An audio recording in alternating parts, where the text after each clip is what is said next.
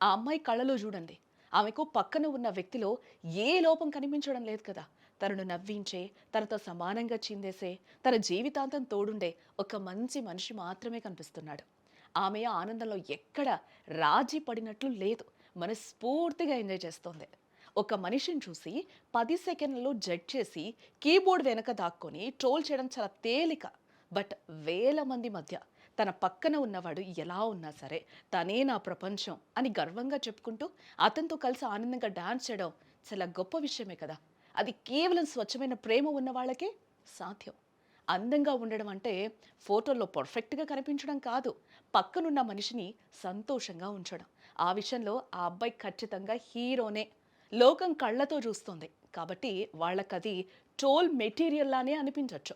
But ఆ జంట మనసుతో చూసుకుంటున్నారు కాబట్టి అది వాళ్ళకి బ్యూటిఫుల్ లైఫ్. రూపం చూసి ప్రేమిస్తే అది ఆకర్షణ. మనసు తెలిసి ప్రేమిస్తే అది శాశ్వతం. ట్రోలర్స్‌కి ఒక మాట. వారి ఆనందాన్ని చూసి నేర్చుకోండి. కుదిరితే విష్ చేయండి లేదా వదిలేయండి.